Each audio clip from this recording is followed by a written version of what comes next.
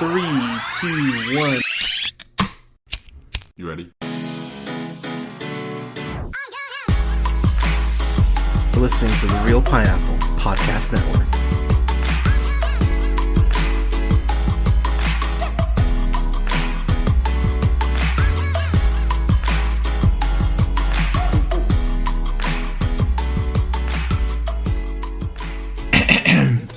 Good evening, ladies, gentlemen, theys, and gays. This is the Real Pineapple. This is your humble host, Hunter, here. I've got a review for the last Guardians of the Galaxy with the current roster. Got a review for Guardians of the Galaxy Volume 3, which is written and directed and produced by the world's sexiest snowman, James Gunn. You, of course, know James Gunn from the prior two Guardians of the Galaxy movies, Slither, Peacemaker, The Suicide Squad, Super, which Super is so goddamn underrated. If you have not watched Super, watch Super. It rules.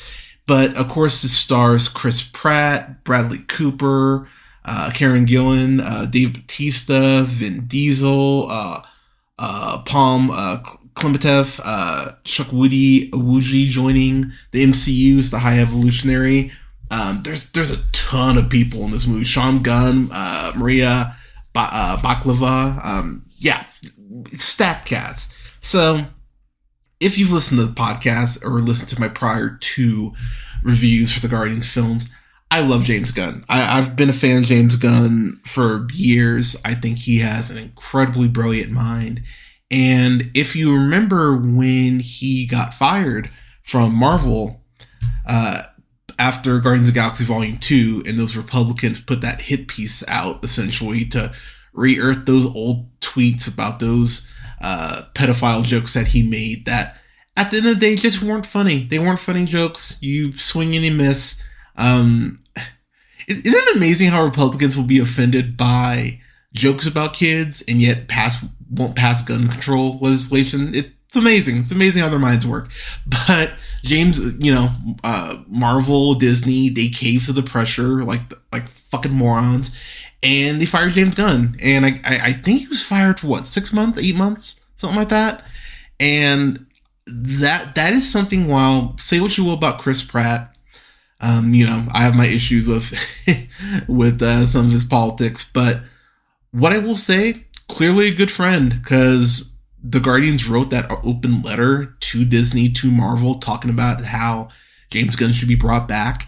And if you remember, I believe it was on the weekly Slicer, one of my Real Talk reviews, I talked about the fact that if I'm DC Comics, I go ahead and I reach out to James Gunn and go, save us, for the love of fuck, please, please, please save us. And that's exactly what DC did. So the moment that deal got struck, Gunn's time in the MCU was numbered. And as we know, James Gunn, his vision kicks off here in the next couple years with Superman.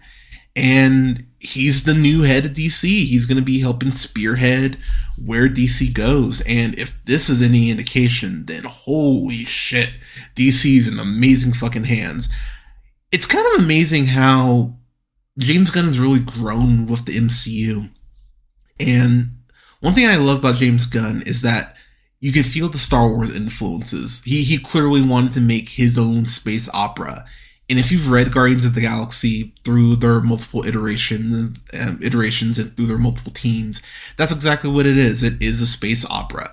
But no one, and I mean this as someone who's read several runs of the Guardians of the Galaxy, I don't know if anyone's ever understood the Guardians better than James Gunn. He just gets how to make these characters work. And if you need an example of how he knows how to make these characters work and how he is truly a actor's director, let's look at Chris Pratt outside the MCU.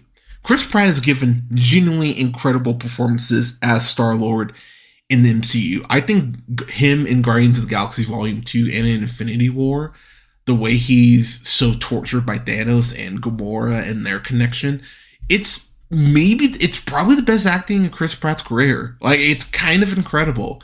But then you look at him in 3 Jurassic World movies with Colin Trevorrow, and I can't remember who directed the second one. I think someone, I can't remember the director. It doesn't matter. But you see Chris Pratt in those Jurassic World movies, and he just feels just emotionless. Like someone drained the charisma out of him. And it's kind of crazy how naturally he fits into the Star-Lord character and how Gunn is able to just make it work. It's kind of amazing. So I am going to get into mild spoilers. I do need to talk about some spoilers about in order to talk about how I feel about the film. But as I get into more intense spoilers, I will give you all a heads up. So I'm going to dance around quite a bit of stuff here for the first couple minutes, and then I'll let you know when we're getting the spoiler talk. So just to jump in here, this movie, at the end of the day, it's Bradley Cooper's movie. It's Bradley Cooper, of course, who voices Rocket, and his voice Rocket through two Avengers films, of course, Infinity War and Endgame, and voicing him for the third time in the Guardian saga. Bradley Cooper is an amazing actor. And I think we kind of forget Bradley Cooper is an amazing actor because he's so good and he's been so great for so long. Bradley Cooper just knocks it out of the park pretty consistently. It's kind of incredible. Whether you look at something like American Hustle, which I'm not crazy about the film, but he's probably my favorite thing about it outside of Christian Bale. But he's great in that. American Sniper, even though I do think Clint Eastwood's love fest for America is a bit gross, Cooper does a great job in that. Him and Selena Miller work really well off each other. Of course, Silver Linings Playbook. He steals fucking Licorice Pizza for the cameo he gets. He's great in War Dogs. Limitless. If you have not seen Limitless, seriously watch Limitless. It's fucking awesome. A Star is Born. Of course, he stars in that and fucking directed it. And can sing. The fucker is so handsome and he can sing. Fuck you, Bradley Cooper. And then he's a great voice actor too. Like, what can't he do? And this movie goes in and gets into Rocket's origins. And I was worried because if you've read Guardians, you know about Rocket's origin. Rocket's origin's dark as hell. And my whole thing was, okay, let's see how dark James Gunn's gonna get, because if there's one thing we know about James Gunn, he doesn't shy away from shit. And the depictions of animal cruelty in this movie by the High Evolutionary, it's fucking dark, y'all. And I'm seeing some articles about saying, well, maybe you shouldn't take your kid to see this. I'm gonna be real, y'all. You need to take your kids to see this. Like, you need your kids to actually know that there's fucking evil in the world. Don't coddle your kids on this shit. If anything, it's going to make you go home and hug your pets a little tighter that night. I will be the first to admit, the first thing I did once my partner and I got home and changed, were hug our cats. We were like, oh my God, we missed you so much. Because the scenes are dark with Rocket, and you get to see Rocket from, being a baby raccoon to where he is now. And it's really well done as far as taking Rocket off the map, because I can say this because this happens very early in the movie. We get the introduction of Adam Warlock, who's played by Will Poulter. And of course, that's paying off the mid-credit scene in Guardians of the Galaxy Volume 2, where we see the cocoon. So it was actually really cool to finally see Adam Warlock make his debut. And Will Poulter's just a great actor. Like he's always great. And honestly, that will probably be the biggest, or one of the biggest points of contention from people, is the fact that you don't get a ton of Adam Warlock. He kind of gets the Nebula treatment from the first Guardians, where he's there, but it's definitely a case of he's going to be more of a thing later on, as far as, where they take that character. And God, I'm trying to think of what else I can say without spoiling anything. Basically, Rocket is taken off the map in a way, and we're seeing flashbacks of how Rocket grew up through his point of view. And I'll again dancing around, but the flashbacks are really well handled and they're really well done. And this is written in a way, and I mean this as a compliment. As far as how the High Evolutionary is written, it's written very much like late 80s, early 90s old school wrestling, where you don't always need to make an insanely deep villain. Sometimes you can just keep it simple. Oh my god, Jake the Snake Roberts hit Miss Elizabeth. What a piece of shit. Oh my god, the High Evolutionary is torturing animals. Holy fucking shit. Like, sometimes it's just that simple. And anytime the High Evolutionary is in a room, you feel tense because Rocket is clearly tense. And the way that the High Evolutionary reveals himself to be evil to Rocket, and this is not a spoiler, but because of course you know that he's bad, but the way that he realizes that the High Evolutionary is evil and how fucked up he is, once you get to that moment, it's such a, oh, son of a bitch, and you feel so bad for Rocket because it explains so much of his trust issues and why he is the way he is. When you think about the first Guardians, where he talks about, in his one of the more intense moments about how, it wasn't his decision to be made, to be, opened up and torn apart over and over again. That line hits so different after watching this movie. And that is the biggest compliment I can give this movie. A couple other things I'll mention before I get into full spoilers. There's an action scene in here near the end that is so reminiscent. I would ask James Gunn. I'd love to ask James Gunn this. It feels so inspired by the Guardians of the Galaxy video game, which if you've not played the Guardians of the Galaxy video game, buy that shit immediately. It's fucking amazing. I'm working my way through it on, I have it on PS5, and goddamn, the game is so much fucking fun, and it captures so much of the spirit of not just the comics, but of these movies, as far as how music is used. And I will say too, the music in here, the mixtape is fucking awesome. The awesome mix this time. It's fucking awesome. It's fucking wonderful. It opens with one of my favorite songs, and I just went, oh, I'm so happy you picked that song. I'm so happy this is opening the movie and that this is through the credits versus the last song that's played. At this point, I just went, oh my god, you would end with the song. It's perfect for where this movie ends up. It is fucking perfect. A couple other things I will throw out here, as I mentioned before I get to the spoiler portion of this. I think this is Dave Bautista's best performance as Drax the Destroyer. I love Dave Bautista. I'm such a fan of his, and to kind of put things in perspective, I'm sure most people know, but I remember when people were laughing at Bautista when he said that he was going to be an actor. And yeah, we've obviously had, mixed results, I'll say, when it comes to wrestlers becoming actors. Kevin Nash, by the way, is a great fucking actor. People don't put enough respect on big sexy Kevin Nash's name, but he is a damn good actor. But there are a lot more cases of wrestlers failing in acting than were succeeding when Batista decided to go ahead and become an actor. But the moment you see him as Drax, he just nails the comedic aspect of that character. And later on in Volume 1, where he talks about how, if I die alongside you, I'll get to see my wife and daughter again. And the way that his arc is brought full circle, I thought was incredibly well done.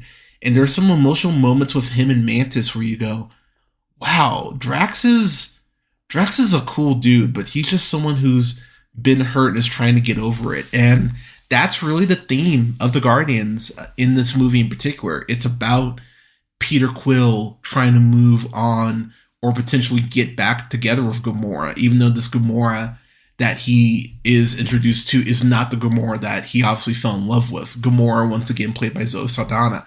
I love the way their chemistry works.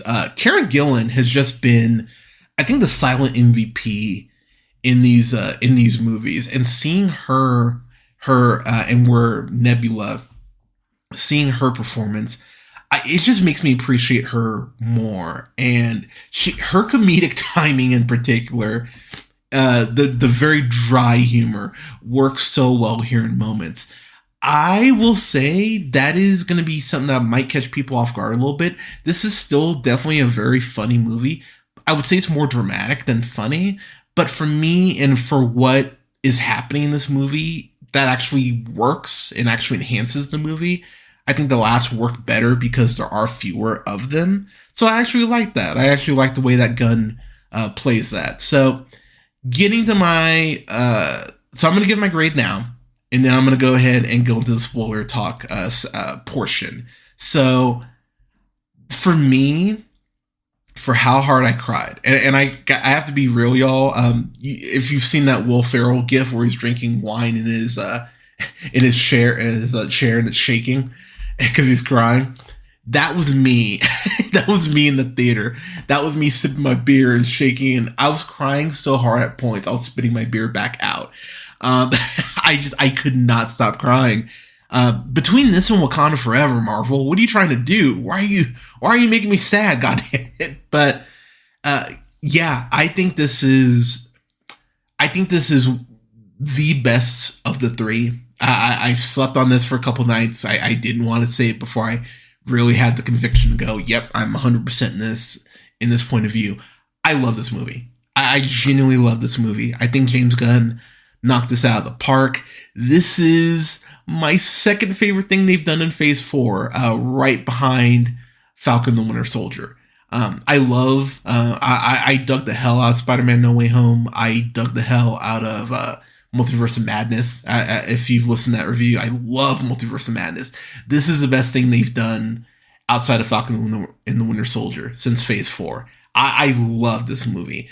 It could have lost like 10, 15 minutes. Could have lost a little time. Yeah, if there is a true gripe that I have, you could have fine-tuned this a little bit.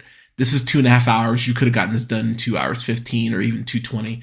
But regardless, still an amazing movie. I adore this movie so much. It is, oh man, I don't know if I like it more in Creed 3. I might like it more in John Wick Chapter 4. Those are all kind of fighting for my top spot, my favorite film of the year so far. But I adore this movie. Truly adore it. It's a fan-fucking-tastic. Please go see this. Yeah, you will have a ton of fun. You will be tortured. Just be aware that you're gonna cry at points, but it's absolutely amazing. So, all right, fan-fucking-tastic. I'm moving on to the spoiler section now. Are you still there? I'm gonna give you 3 seconds. All right, talking spoilers in 3, 2, 1. Okay, so the biggest surprise I have to say is that James Gunn didn't kill anyone off. No, none of the members of the Guardians got killed. I was shocked by that. And to James Gunn's credit, he does a great job of fucking with the audience. Like there were multiple points I was like, you're just toying with us, you asshole. And I'm sure he admitted to, but there's a point where Drax gets shot in the chest where they're going ahead trying to find this file on going ahead and you being able to use the code to be able to operate on Rocket. And oh my god, that point where Drax gets shot in the chest, I was like, you son of a bitch. There's a point where Nebula gets her ass kicked by Adam Warlock, and that is one thing I really like as far as how his powers are portrayed.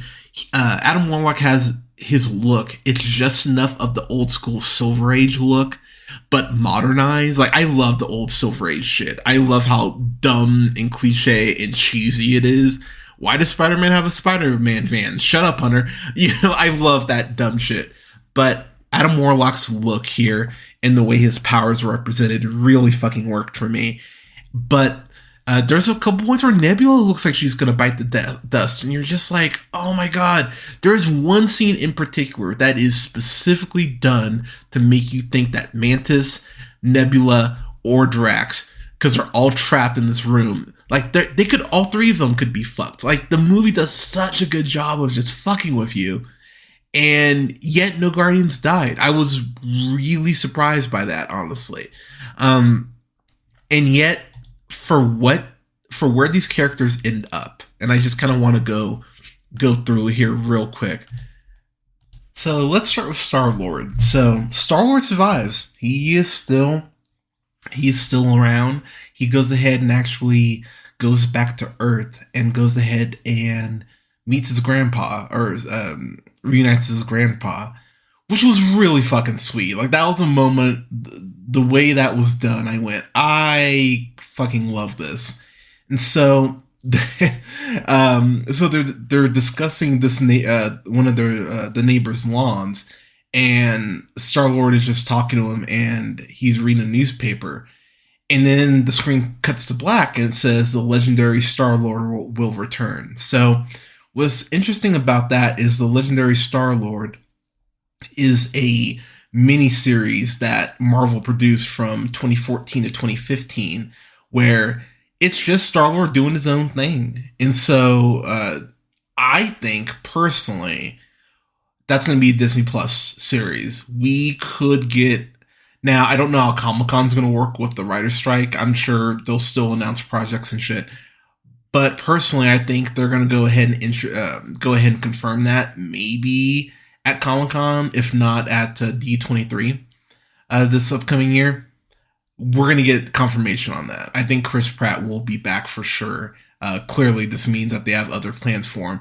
Could be back for Secret Wars, but it'll be interesting to see kind of what fills the gap, because there could be a Disney Plus original show leading up to Secret Wars, or something that kind of fills in the timeline. But that would be my theory. I think they use that name very intentionally, and I think that we're going to get a miniseries out of it. So if that happens, you heard it here first. I didn't talk about her too much in my review, but I really thought Zoe Saldana does a great job playing Gamora once again, going ahead and pushing Peter away, but as her arc continues and as the movie progresses, maybe remembering more about how she used to be. And it's really fascinating, the line she kind of walks between maybe kind of wanting to insert herself back in the Guardians, but also wanting to do her own thing. And the fact she ends up being a Ravager at the end of the movie, I fucking love that. Because there's a point where Drax butchers it, but Mantis goes ahead and tells him about this metaphor about, swimming on your own, essentially. And that's what Peter ends up doing by going back to Earth. And I appreciate the fact that there's an understanding of that between Peter and Gamora as they go off on their own journeys.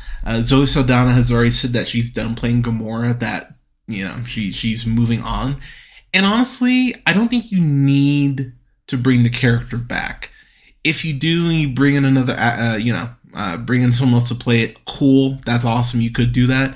But I really was actually very happy with where they ended Gamora's arc. So I don't think you really need to mess with it. You have other characters, you don't need to bring her back. But I really liked what happened with her. I love the fact that it looks like we got King Groot now at play, because later in the film, near the end, we hear Vin Diesel's Groot say, "I love you guys," or "I love you all," I think is what they say. And in the mid-credit scene, we see the new Guardians team, and Groot is bigger than he's ever been. And so it, pardon me. So it looks like it's King Groot now, which is fucking awesome. I won't spoil too much about King Groot, but quick Google search, kids. King Groot fucking rules. So the fact that it looks like he's one of the new members of the Guardians, hell yeah. I'm really excited to see what they keep doing with Groot, because Groot's awesome. Groot is just fucking great. So I'm happy that Groot made it.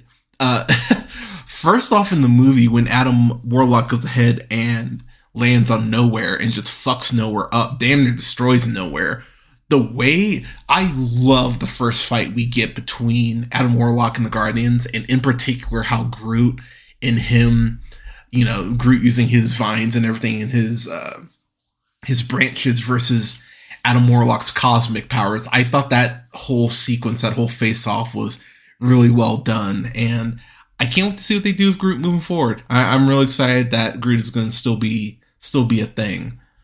So, despite all my crying, Rocket didn't die. Thank God Rocket didn't die. Bradley Cooper's Rocket is now the leader of the Guardians. In that moment, too, where we see the Guardians go ahead and kind of establish Rocket as a new leader, that alone made me cry, because I went, hell yeah, as much as Rocket wants to save people and really make the world better, as we learn quite a bit as far as their origin in that sense. It makes sense that Rocket would be the next one to go ahead and lead the Guardians. So I'm really happy for Bradley Cooper. I'm sure he'll be back voicing the character, but I'm so happy that Rocket is the new leader of the Guardians. But what's interesting is that Guardian teams, as far as where we end up, right now the modern team is, Star-Lord, Groot, Adam Warlock, and then Philavel, who has connections to the original Captain Marvel, and Cosmo the Space Dog, who of course is voiced by Maria Baklava. And then, oh my gosh, why am I blanking on the other brother's name? Oh my god, Kraglin. There we go. Sean Gunn's Kraglin, who I'll get to in just a moment. But I love the new roster that they have set up. There have been connections to other Guardians teams as far as members, including not just Nova, who, as we know, Nova is going to come into play at some point. I'm wondering if we don't get Nova as maybe one of those Marvel special presentations. I would love for that to be the way they introduce Nova. But Nova's clearly going to factor in at some point. But Hercules has been a member. Ant-Man's been a member. Kitty Pryde has been a member. Ghost Rider has been a member. Iron Man has been a member. Captain Marvel as well. So, I mean, they've had some major players on the Guardians roster. So, it wouldn't be surprising if they go ahead and add one or two members. I think Nova is almost a lock as far as being one of the new people to go ahead and join. But absolutely love the fact too that that Sean Gunn got to go ahead and got a chance to go ahead and show out later on as Kraglin. There is this really cool flashback to Yondu, Michael Rooker's Yondu, in the film. That there's a really cool moment with Kraglin where he sees Yondu, and that moment in particular was something I just went, you sons of bitches, you're gonna make me cry. Love that scene. Love the way that scene was handled. Moving on to the last couple members, I love the fact that Drax is getting to be a dad again. I love that him and Nebula are staying on Nowhere, and they're going to go ahead and be the ones that help raise that new culture with all those kids that they saved and all animals they saved. I fucking love that. I mentioned earlier in the review how bringing things full circle, in terms of Rocket dropping that line about being torn apart and everything. I love how Drax talked about in the first volume 1 how, I don't dance. And to see him and Nebula, two of the two grumpiest grouches of the Guardians roster, to see them dancing and smiling as Florence and the Machine's Dog Days Are Over plays was something that I didn't know I needed in my life, and it just, oh my god, just made me fucking weep. I love that so much, and I love the fact that they both feel at peace with their trauma and the things that they've gone through, and now it's about raising up this new generation to go ahead and just be safe and be happy. And I love that so much. It's a simple solution as far as where they end up, but that's kind of what I like about it, because these are two people who have fought their whole lives, and for them to be able to find rest and find a new purpose outside of just violence, I thought was so beautiful. And one thing that I found fascinating about the High Evolutionary is the fact that he makes this kind of offhand comment about art and how art and music inspires civilizations. And when we think about the importance of music for the Guardians as a team, I love the way that tied in. Gunn, it's very kind of subtle, but it's one of those things where you take the half step back and go, oh yeah, Gunn dropped that in there for a reason, and how this new colony is being established while music is playing. It's such a nice connection. I love that so much. Love that. Oh gosh, who else have I not gotten to yet? Have I covered everyone? I think I've covered everybody. The last thing I'll go ahead and say, as far as actually I got a couple more things I'll throw out, but as far as other things, one other thing I want to to throw out. The defeat of the High Evolutionary, fucking amazing. That whole last, I'd say 20 minutes or so, the action in that is perfect. It really did, as I mentioned earlier, feel like James Gunn played Guardians of the Galaxy the game and was like, okay, let's go ahead and maybe use some of these moves in the final third act. The way Rocket especially moves as the team is working in tandem feels very much like the Guardians game, and I love that. Love that.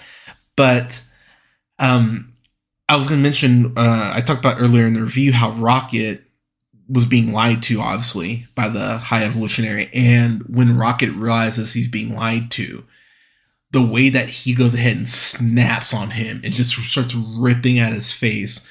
Once they go ahead and they take him down to see his actual face underneath where Rocket had been clawing at its face, and to see the aftermath of that was amazing. It's so gory. For a PG-13 movie, it's fucking gory, but it's so cool to see that Rocket fucked him up as badly as he did. I was very happy we got the little payoff on that scene from earlier in the film.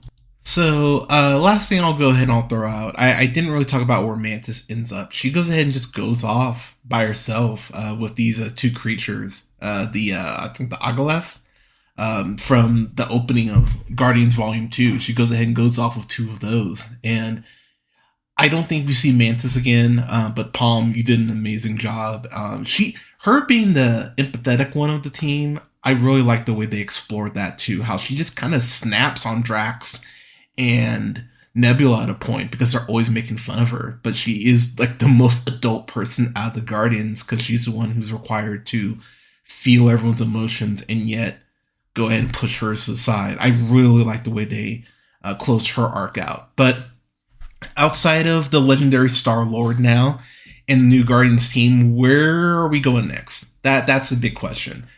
I think we get more Guardians stuff. I don't think these characters are done. I mean, I don't think you establish a new team without saying you're going to revisit these characters. As far as who could be the one to revisit them, since they're not working at DC anymore because they didn't get a sequel to Lego Batman, which is very dumb, I would be begging Lord Miller to take over Guardians. Lord Miller would crush this shit. I would beg them. I would straight up beg them. Like, come on, look at what you got established. Because while James Gunn's unique voice will be incredibly missed with these characters, and time will tell if someone else can capture that magic, Lord Miller could do this shit. Outside of Lord Miller, I'd say Edgar Wright. I know that obviously him and Marvel have a dicey past with considering how he left Ant-Man, but apparently Feige and Wright have buried the hatchet. They talked a couple of years ago at one of the Marvel premieres, if memory serves. So, I mean, maybe you could bring him back in the fold and be like, "Hey, man, like you'll get more rope." I think Edgar Wright would be great for handling the Guardians moving forward, but. If I'm the person going ahead and kind of figuring out what to do moving forward with the Guardians, and I'm going to give you kids some homework, I'll let you kind of dig a little bit, I would go ahead and set up the Universal Church of Truth. That's what I would do. If you want to go super cosmic and get even maybe weirder with it, go ahead and do that. That's what I would do. But again, that's your homework is to go ahead and Google that. But yeah, y'all, I'm excited to see where the Guardians turn up next. If I'm guessing, I would say they could even be back as early as Kang Dynasty, but I think they'll hold off on them until Secret Wars. But I do think we get the legendary Star-Lord a little sooner than later as far as an announcement of a Disney Plus show. But yeah, that's what I've got for Guardians of the Galaxy Volume 3, everyone. What did you think of it? How would you rank the Guardians movies? For me, it's 3, 2, 1. Because I love Volume 2. I love Volume 2 more than Volume 1. After sleeping on it, I do think... Okay, you know what? I will say 2, 3, 1 for right now. Because I really do love Volume 2, and Ego's such a piece of shit. 2, 3, 1. I'll say 2, 3, 1 for now, but I reserve... I will admit I might flip it to 3, 2, 1. But I'm still thinking on it. But Guardians of the Galaxy Volume 3. What did you think of it, everyone? Let us know in the comments. You can follow yours truly on the Twitter at JHunterRealPineapple. You can also follow me on Instagram at JHunterRealPineapple. Don't forget to like, share, and subscribe. You can find us on SoundCloud, Apple, Google Podcasts, Podbean, Stitcher, iHeartRadio, Spotify, Amazon Music, TuneUp, and Samsung Podcasts at The Real Pineapple. Go ahead and follow us on YouTube. Please subscribe. That helps us out. You can find us on YouTube at The Real Pineapple. And you can follow me on Letterboxd at Black Shazam. And you can follow me on TikTok at Black Shazam 775. Oh gosh, is there anything else? Oh yeah, and you can follow me on Twitch at twitch.tv/JHunterRealPineapple. And yeah, I think that's God, is that everything? So many things. But everyone, thank you so much for listening. We're gonna go ahead and have reviews coming up here in the next couple weeks for White Man Can't Jump, Blackberry. Gonna have a review for Fast and the Furious Tokyo Drift. I believe that's the one Fast and Furious film I have not reviewed yet. And I'm gonna go ahead and start reviewing the Indiana Jones films starting first week of June. So I'm excited to go ahead and bring those to y'all. I haven't watched those movies in so long, so I'm really excited to actually to rewatch those. But we'll have that coming up for you. And gosh, what else? I think that's everything. But, oh yeah, and you can find everywhere. You can find and follow the show. You can follow us at link, tr.ee/JHunterRealPineapple. Thank you so much for listening, everyone. Stay safe out there. Take care of each other. Hope you're enjoying as we're finally getting the spring and getting some sun. Stay safe out there, everyone, and we'll talk to you soon.